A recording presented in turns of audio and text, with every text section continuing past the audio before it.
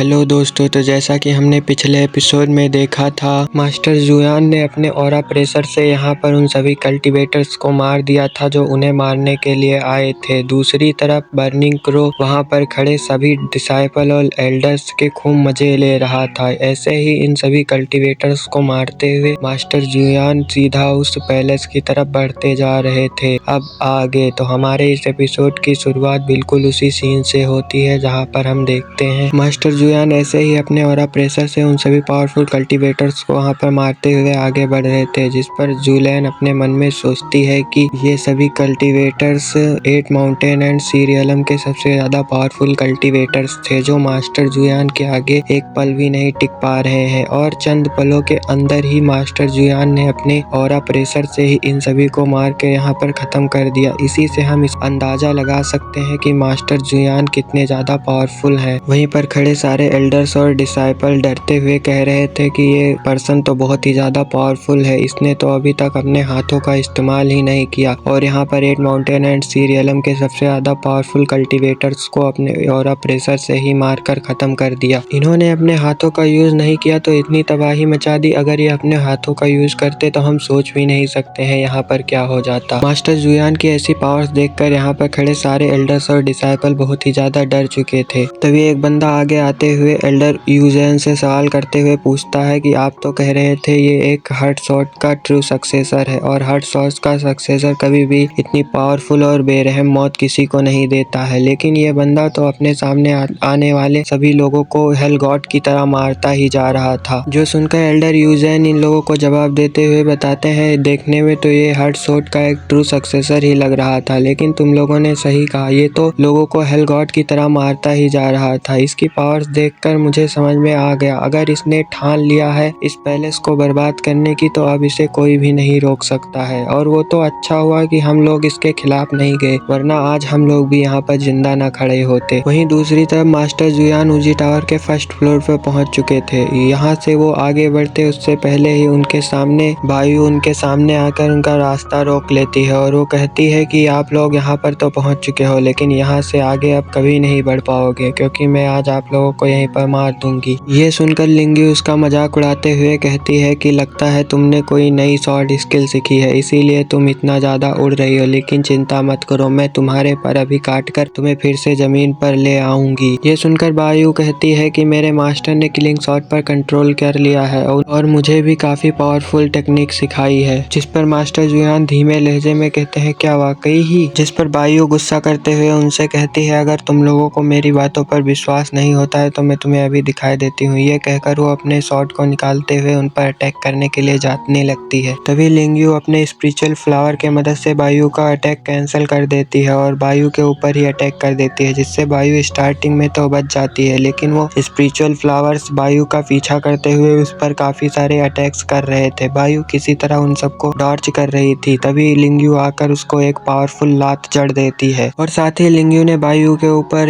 अपने lotus technique से attack कर दिया था, जिसके कारण तो बायु बहुत ही ज्यादा घायल होकर नीचे गिर जाती है। इस पावरफुल अटैक के कारण बायु की हालत बहुत ज्यादा खराब हो जाती है, इसीलिए वो अब यहाँ पर खड़ी भी नहीं हो पा रही थी। तभी लिंग्यू उससे के पास आते हुए उससे कहती है, लिटिल गर्ल, तुम्हारी शॉर्ट टेक्निक्स तो बहुत ही ज्यादा स्लो हैं, इससे तेज तो तुम्हारी जुबान चलती है। ये सब कहते हुए लिंग्यू बायु का खूब मजा ले रही थी। ये सुनकर बायु अपना पूरा दम लगाते हुए वहाँ पर खड़ी हो जाती है। इससे पहले कि वो लिंग्यू को कुछ कह पाती, उससे पहले ही मास्टर जुयान को थोड़ा सा गुस्सा आ जाता है, जिसके कारण उनकी स्पिरिचुअल एनर्जी अपने आप ही एक्टिवेट हो जाती है और उस एनर्जी का ऑरा प्रेशर इतना ज्यादा था कि बायु एक बार फिर से अपने घुटनों पर आ गई थी। साथ ही वो उजी टावर भी पूरी तरह से डिस्ट्रॉय होने लगा था। ये देखकर बायु उनसे कुछ कहने ही वाली थी कि तभी लिंग्यू उसके गर्दन पर अपनी शॉट को रख देती है, लेकिन तब भी बायु हिम्मत करते हुए कहती है, मास्टर जुयान ये आप क्या कर रहे हैं? इस तरह तो पूरा उजी टावर ही डिस्ट्रॉय हो जाएगा। मास्टर जुयान प्लीज रुक जाइए, आप ऐसा नहीं कर सकते हैं। जिस पर बेंडिंग क्रो उससे कहता है, तुम्हें दिख नहीं रहा है मास्टर जुयान यहाँ पर उजी टावर को डिस्ट्रॉय करना चाहते हैं और तुम कौन होती हो उन्हें रोकने वाली? तुम में अभी इतनी पावर्स नहीं है कि तुम उनका सामना करते हुए उन्हें रोक सको। बर्निंग क्रो की ये बातें सुनकर यूलेन मास्टर जुयान के सामने झुकते हुए उनसे कहते हैं, प्लीज मास्टर आप रुक जाइए, इस जगह को डिस्ट्रॉय मत कीजिए। ये सुनकर मास्टर जुयान यूलेन को बताते हैं, इस जगह के लोग बहुत ही ज्यादा घटिया हैं। इन्होंने पता नहीं कितने लोगों का खून बहाया होगा और वैसे भी स्वॉर्ड मास्टर को एक किलिंग शॉट चाहिए थी जो कि मैंने उसे दे दी। अब तो वो यहाँ पर कत्लेआम मचा देगा। क्या तुम ये सब जानते हुए भी मुझे रोकना चाहती हो? इस घटिया जहां को बचाना चाहती हो? वो कहते हैं ये सब तुम नहीं, ये तुम्हारे अंदर की हार्ट शॉट बोल रही है। उसने तुम्हारे दिल को कुछ ज्यादा ही नर्म कर दिया है जिसके कारण तुम अपने दुश्मनों को माफ करने की बातें कर रही हो। मैं तुम्हें सुप्रीम स्वॉर्डमैनशिप सिखा दूंगा, बस तुम इस घटिया जगह को मुझे डिस्ट्रॉय करने दो। मास्टर जुयान की ये सारी बातें सुनकर लिंगयू भी बहुत ज्यादा शॉक खड़ी हुई थी। वो कहती है कि मास्टर जुयान तो किसी को मारने से पहले किसी से नहीं पूछते हैं, फिर आखिर में वो इस लड़की से इतना रिक्वेस्ट क्यों कर रहे हैं इस जगह को डिस्ट्रॉय करने के लिए? आखिर में ये लड़की उनकी लगती क्या है? तभी हम देखते हैं बर्निंग क्रो भी यूलेन को उकसाते हुए उससे कहता है अगर मास्टर तुम्हें सुप्रीम स्वॉर्ड स्किल सिखाने की कह रहे हैं तो वो तुम्हें सिखा देंगे, जिसके बाद तुम इस पूरे वर्ल्ड पर राज कर सकती हो, क्योंकि सुप्रीम स्वॉर्ड स्किल बहुत ही ज्यादा पावरफुल स्किल है और वो मास्टर तो तुम्हारे लिए इस उजी टावर को भी डिस्ट्रॉय करने की बात कर रहे हैं। ये सब सुनने के बाद भी यूलेन बर्निंग क्रो को इग्नोर करते हुए अभी भी एक ही बात कह रही थी, मास्टर प्लीज इस उजी टावर को छोड़ दीजिए, इसके साथ मेरे बहुत सारे इमोशंस जुड़े हुए हैं। इस उजी टावर की रक्षा करने के लिए मेरे भाइयों ने अपनी जान की बाजी तक लगा दी थी। मैं जानती हूँ कि मैं अभी इतनी ज्यादा पावरफुल नहीं हूँ कि मैं आपके सामने टिक सकूं, लेकिन फिर भी मास्टर मैं आपसे रिक्वेस्ट कर रही हूँ इस जगह को प्लीज छोड़ दीजिए। ये सब सुनकर मास्टर जुयान भी अपना ऑरा वापस ले लेते हैं। तभी यूलेन खड़े होकर मास्टर जुयान से माफी मांगने लगती है। वो कहती है मास्टर जुयान प्लीज मुझे माफ कर दीजिए, मैंने आपको ये सब करने से रोका लेकिन मेरे पास और कोई रास्ता नहीं था। स्वॉर्ड मास्टर ने मेरे भाइयों का खून बहाया था, इसीलिए मुझे भी उससे बदला लेना है। मास्टर जुयान भी अपने मन में सोचते हैं मैं बहुत नसीब वाला हूँ जो मुझे यूलेन जैसी डिसाइपल मिली जो अपना बदला खुद लेना चाहती है। इसके बाद मास्टर जुयान अपनी स्पिरिचुअल एनर्जी का यूज करते हुए यूलेन के ऊपर लगी शील्ड को हटा देते हैं, जिसके बाद यूलेन अपनी स्वॉर्ड स्किल को फिर से इस्तेमाल कर सकती थी। मास्टर जुयान आगे बोलते हुए उससे कहते हैं अब तुम जो चाहो वो कर सकती हो, मैंने तुम्हारे ऊपर लगी शील्ड को हटा दिया है, अब तुम अपनी पावर्स का यूज कर सकती हो। जिस पर यूलेन भी मास्टर जुयान का शुक्रिया अदा करती है और यहाँ से सीन शिफ्ट होता है और हमें एंसेस्टर जू के बचपन का सीन दिखाया जाता है जहाँ पर उनके मास्टर उनके लिए फिशिंग कर रहे थे ताकि वो उनका गुस्सा शांत कर सके। उन्होंने एक ट्री को काटते हुए एंसेस्टर जू के लिए एक लकड़ी का घोड़ा बनाया था जिस पर एंसेस्टर जू बैठकर वहीं पर झूल रहे थे। वहीं दूसरी तरफ एंसेस्टर जू के मास्टर एंसेस्टर जू के लिए ड्रैगन सी के अंदर से फिशिंग करने के साथ साथ उनसे बात भी कर रहे थे ताकि वो उनका गुस्सा जल्द से जल्द शांत कर सके। वो कहते हैं इस ड्रैगन सी के अंदर ड्रैगन व्हेल के साथ साथ और भी बहुत सारे पावरफुल जानवर रहते हैं, तो तुम बताओ मैं तुम्हारे लिए इसमें में से एक फिश पकड़ूं? जिस पर एंसेस्टर जू कोई जवाब नहीं देते हैं, इसीलिए उनके मास्टर खुद की बात आगे बढ़ाते हुए उनसे कहते हैं क्या मैं तुम्हारे लिए एक ड्रैगन व्हेल पकड़ूं या फिर कोई और जानवर पकड़ूं? क्या मैं तुम्हारे लिए एक टर्टल पकड़ूं या फिर एक ड्रैगन व्हेल पकड़ूं? ड्रैगन व्हेल के बारे में मैंने सुना है कि वो पूरे इस वर्ल्ड में एक ही पाई जाती है। अपनी मास्टर की बातें सुनकर एंसेस्टर जू जो कि लकड़ी के घोड़े पर बैठकर झूल रहे थे वो कॉल ट्यून में कहते हैं कि आपको ऑलरेडी 3 दिन बीत चुके हैं, अभी तक तो आपने एक छोटी सी फिश भी नहीं पकड़ी है। एंसेस्टर जू की ये बात सुनकर उनके मास्टर बहुत ज्यादा खुश हो जाते हैं। वो कहते हैं चलो कम से कम तुमने कुछ तो बोला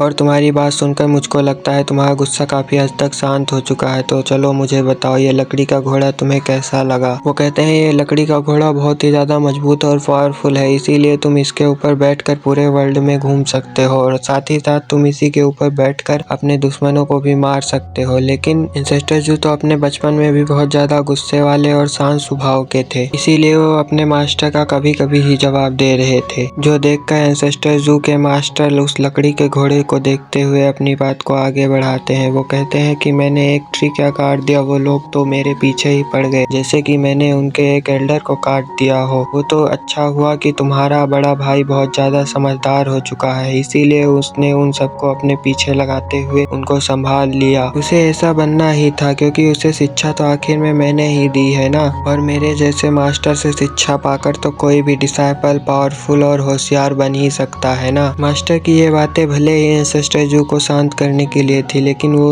एकदम 100% सच थी। मास्टर अपनी बात आगे बढ़ाते हुए उससे कहते हैं कि मेरा सिखाया गया हर एक डिसाइपल बहुत ही ज्यादा पावरफुल और स्मार्ट है, तो क्या कहते हो तुम? क्या मैं तुम्हारे लिए भी एक डिसाइपल चूज करूं जो कि तुम्हें भी मास्टर कह के बुलाए, इसके बाद तुम भी मेरी तरह प्राउड फील कर पाओ पाओगे। जिस पर एंसेस्टर जू अपने मास्टर से कॉल ट्यून में कहते हैं, तो क्या आप फिर से मेरे लिए एक फैसला लेना चाहते हैं? लेकिन मुझे इसमें कोई इंटरेस्ट नहीं है, क्योंकि डिसाइबल बनाना बहुत ही ज्यादा मुसीबत वाला काम है। डिसाइबल हमें बहुत ज्यादा परेशान करते हैं। जिस पर उनके मास्टर कहते हैं, तुम एक बार डिसाइबल बना कर तो देखो, फिर तुम देखना इस काम में कितनी ज्यादा खुशी मिलती है। मैं तुम्हें बता दूं कि एक पर्सन का मेरे ऊपर बहुत ज्यादा एहसान है, इसीलिए उसका एहसान चुकाने के लिए मैं तुम्हारे एक डिसाइपल बनाऊंगा, और मुझे उम्मीद है कि तुम उसे बहुत अच्छे से सिखाओगे, बिल्कुल एक मास्टर की तरह, और उसे एक अच्छा स्वॉर्डमैन भी बनाओगे। वैसे भी तुम चाहो या ना चाहो, उसकी किस्मत उसके पैदा होने के साथ ही जुड़ चुकी है तुम्हारे साथ। मास्टर की ये सारी बातें सुनकर मुझे लगता है कि मास्टर यूलेन की ही बात कर रहे हैं, और इनके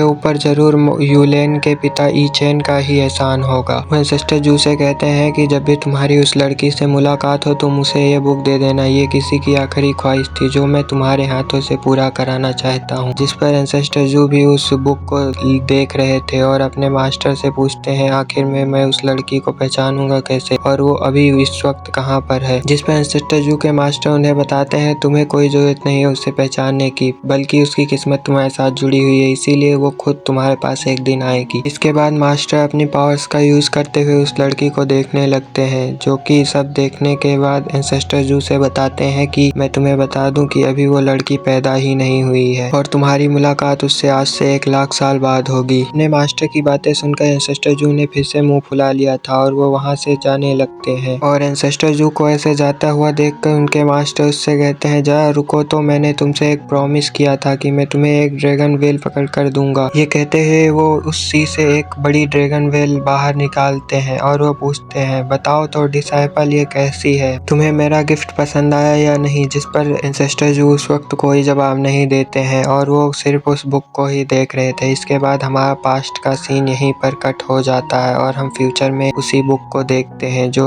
मास्टर जुयान देख रहे थे, और उनके सामने यूलेन उन सभी शॉर्ट कल्टीवेटर से फाइट कर रही थी। मास्टर जुआन भी उस बुक में लिखी सारी शॉर्ट स्किल को डायरेक्ट अपनी डिवाइन पावर का यूज करते हुए यूलेन की दिमाग में डाल रहे थे। दूसरी तरफ हम देखते हैं यूलेन की शॉर्ट स्किल अब बहुत ही ज्यादा खतरनाक होती जा रही थी। वो अकेले ही वहां पर सारे लोगों का मुकाबला कर रही थी। यूलेन की इतनी पावर्स देखकर लिंगयू को भी झटके पे झटके लग रहे थे। वो उस बुक को पढ़ते हुए अपने मन में कहती है, अभी तक तो मास्टर ने इस बुक का कोई भी चीज इस लड़की को सिखाया भी नहीं, फिर भी ये इसे इतने आसानी के साथ परफॉर्म कैसे कर पा रही है। लेकिन बेचारी यूलेन ये कहाँ जानती थी कि एंसेस्टर जो डायरेक्ट अपनी पावर का यूज करते हुए ये सारी पावर्स यूलेन के माइंड में डाल रहे हैं, जिसके कारण वो इतनी अच्छे से परफॉर्म कर पा रही है। इसके बाद ली चेन मास्टर से सवाल पूछती है कि मास्टर, आपने तो अभी ये शॉर्ट स्किल उसे सिखाई भी नहीं, फिर वो इतनी आसानी के साथ इसे परफॉर्म कैसे कर पा रही है। जिस पर बर्निंग क्रो भी सेम यही सवाल पूछते हुए कहता है, मास्टर मैं भी आपसे यही जानना चाहता हूँ कि आखिर में इस लड़की का आपके साथ कनेक्शन क्या है, जो इतने अच्छे से ये इस शॉर्ट स्किल को परफॉर्म कर पा रही है। मिस यूलेन की पावर्स देखकर तो लगता है वो जल्द ही ईचेन को भी बहुत पीछे छोड़ देंगी। ये सुनकर मास्टर जुयान उन दोनों को बताते हैं कि ईचेन कभी भी इतना ज्यादा पावरफुल नहीं था, और वो तो स्वॉर्ड मास्टर बनने के भी काबिल नहीं था, लेकिन उसके पास हार्ड स्वॉर्ड थी, इसीलिए वो स्वॉर्ड मास्टर बन पाया। इस हार्ड स्वॉर्ड के 3 स्टेजेस होते हैं। ईचेन ने सिर्फ 2 स्टेज ही पार कर पाए थे। अगर कोई तीसरा स्टेज भी पार कर ले तो ये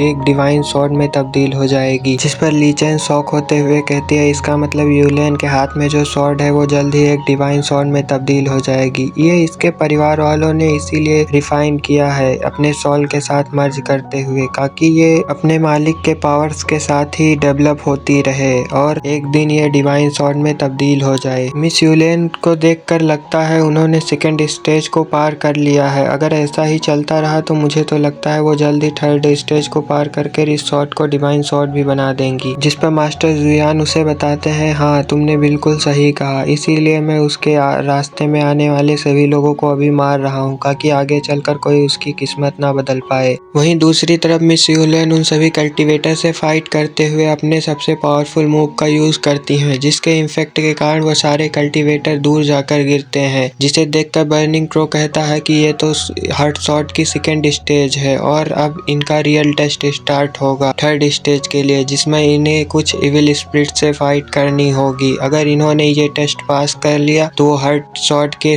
थर्ड स्टेज को भी पार कर पाएंगी और उन्हें एक डिवाइन स्वॉर्ड मिल जाएगी। तभी हम देखते हैं मिस यूलियन ने अपनी 8 स्वॉर्ड को मर्ज कर एक स्वॉर्ड में तब्दील कर देती हैं और वो उस स्वॉर्ड से उन सभी कल्टीवेटर्स को बहुत बुरे तरह से पीटने लगती हैं। इस फाइट के दौरान उन सभी कल्टीवेटर्स में एक कल्टीवेटर का मास्क टूट जाता है, जो देखकर तो यूलियन भी शॉक हो जाती है। वो यहाँ पर हैरान होकर कहती है ये तो ब्रदर यूजिंग है, और वो यूजिंग को देखकर गुस्से से चिल्लाते हुए कहती है तुम यहाँ पर क्या कर रहे हो और तुम आखिर में इन लोगों की मदद क्यों कर रहे हो। लेकिन हम यूजिंग को देखते हैं जो कि एक सोल पपेट की तरह फिर से खड़े होते हुए मिस यूलियन पे अटैक्स करना स्टार्ट कर देता है, जिसे मिस यूलियन भी किसी तरह डॉर्च कर रही थी। ये सब देखकर वहीं पास में खड़ी हुई बायू एक डेविल स्माइल करते हुए उससे कहती है लड़की अब क्या हुआ, अब तुम आखिर में इन पे हमले करना रोक क्यों दी। अगर तुम उस पे अटैक नहीं करोगी तो वो तुम्हें अटैक कर खत्म कर देगा। इस तरह तो तुम हमारे स्वॉर्ड मास्टर तक कभी पहुंच ही नहीं पाओगी। दूसरी तरफ यूलियन अभी भी उसके सारे अटैक्स को डॉर्च ही कर रही थी और वो अपने मन में सोच रही थी कि यूजिंग मेरे बड़े भाई का फ्रेंड था और वो मुझे एक छोटी बहन की तरह ही ट्रीट करता था, तो फिर भला मैं उसके ऊपर अटैक कैसे कर सकती हूँ। दूसरी तरफ यूजिंग तो उस पे पावर से पावरफुल अटैक करते हुए उसे पीछे की तरफ ढकेल रहा था, लेकिन अब भी यूलियन उसके ऊपर अटैक नहीं कर रही थी। तभी यूलियन फिर से सोचती है कि मैं एक सिंगल पर्सन के लिए पूरे इस 8 माउंटेन एंड सीरियलम के फीचर को दांव पे नहीं लगा सकती हूँ। मुझे इसे हराने का कोई ना कोई रास्ता जरूर ढूंढना ही होगा। ये सोचते हुए वो अपने जज्बातों पर कंट्रोल कर लेती है और अपने हार्ट शॉट को फिर से बुला लेती है, जिसके बाद वो एक पावरफुल स्लैश अटैक कर देती है उन सारे इवल स्पिरिट्स के ऊपर, और उसके एक ही स्लैश अटैक से वो सारे इवल स्पिरिट वहीं पर जान से मारे जाते हैं। ये सब देखकर वहाँ पर खड़ी बायू भी बहुत ज्यादा हैरान हो जाती है। वो कहती है अगला नंबर मेरा ही हो सकता है, मैं यहाँ से खिसक लेती हूँ। ये सब कहकर वो वहाँ से भाग जाती है। वहीं पर मिस यूलियन भी बहुत ज्यादा थक चुकी थी, जिसके बाद वो अपने स्वॉर्ड के सहारे वहीं पर बैठते हुए अपने मन में सोचती है कि आखिरकार मैंने इन सबको हरा ही दिया। जो देखकर एंसेस्टर जू उससे कहते हैं क्या ये तुम्हारे लिए काफी था, जिस पर यूलियन फिर से एक बार खड़ी होते हुए उनसे कहती है नहीं बिल्कुल नहीं, मेरे लिए काफी तभी होगा जब मैं स्वॉर्ड मास्टर को भी हरा दूंगी। मास्टर मैं आपसे इजाजत चाहती हूँ ऊपर जाने के लिए, ताकि मैं उस स्वॉर्ड मास्टर के साथ फाइट करके उसे हरा सकूं। जिस पर तो जुयान कुछ भी नहीं बोलता, लेकिन वहीं खड़ी लिंग्यू उनसे कहती है अभी रुक जाओ, अभी टाइम नहीं हुआ है कि तुम स्वॉर्ड मास्टर से फाइट कर सको। अभी तुम अपने इस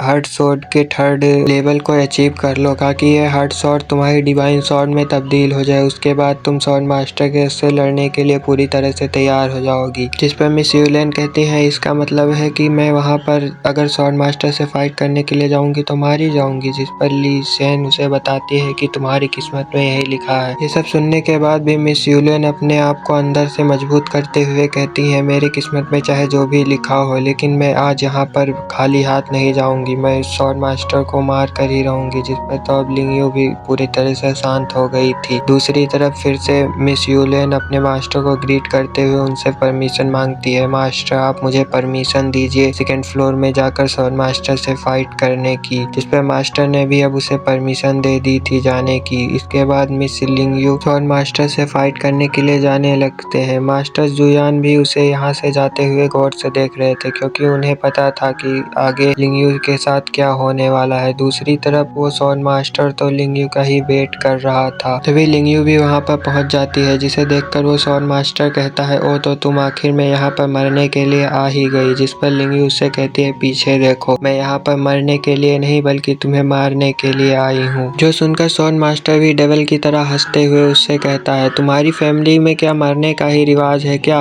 तब तो तुम्हारे भाइयों ने तुम्हें बचा लिया था, लेकिन आज मैं देखता हूँ तुम्हें यहाँ पर कौन बचाने आता है। आज से कुछ साल पहले मैंने तुम्हारे भाइयों को मारा था और आज देखो आज तुम यहाँ पर मरने के लिए चली आई। अब देखना मैं तुम्हें बहुत ही ज्यादा दर्दनाक मौत दूंगा। उस समय तो तुम्हारे भाइयों ने तुम्हें बचा लिया था, लेकिन आज तुम्हें यहाँ पर बचाने वाला कोई भी नहीं है। जिस पर बायू लिंग्यू को देखते हुए कहती है ये स्वॉर्ड मास्टर को कभी भी नहीं हरा पाएगी, लेकिन अगर जुयान बीच में आ गया तो स्वॉर्ड मास्टर का बचना मुमकिन ही नहीं है, वो इसे एक ही झटके में मार देगा। ये सब सुनकर यूलियन भी वहाँ पर गुस्से से कहती है स्वॉर्ड मास्टर अगर तुम्हारी बकवास हो गई हो तो अब तुम मुझसे फाइट करो, और वो अपने स्वॉर्ड को निकालते हुए अपनी एनर्जी रिलीज कर देती है। स्वॉर्ड मास्टर भी अपनी किलिंग शॉट को बाहर निकालता है और वो अपने किलिंग शॉट का ऑरा रिलीज करते हुए कहता है तुम यहाँ पर बिल्कुल सही समय पे आई हो। अभी अभी मैंने इस किलिंग शॉट को अपने वश में किया है, अब मैं इस किलिंग शॉट की पावर्स को भी चेक करना चाहता हूँ। ये सब कहते हुए उस स्वॉर्ड मास्टर ने लियूयिंग के ऊपर एक पावरफुल स्लैश अटैक कर दिया था, जिसे रोक पाना तो लियूयिंग के लिए बहुत ज्यादा मुश्किल हो रहा था। तभी हम बाहर जुयान को देखते हैं, जो कि अपनी पावर्स की मदद से उस सेकंड फ्लोर को ही उड़ा देता है, जो देखकर तो स्वॉर्ड मास्टर की भी हवा पूरी तरह से टाइट हो गई थी। वो भी बहुत ज्यादा शॉक वहीं पर खड़ा हुआ था। पहले कि मास्टर जुयान उस स्वॉर्ड मास्टर को मार देते, तभी बायू बीच में आते हुए कहती है, मास्टर प्लीज रुक जाइए, ये कंपटीशन स्वॉर्ड मास्टर और मिस यूलेन के बीच में है, तो आपको इसमें इंटरफेयर नहीं करना चाहिए। जिस पर मास्टर जुयान जवाब देते हुए कहते हैं, मैं इस कंपटीशन में बिल्कुल भी इंटरफेयर नहीं करूंगा।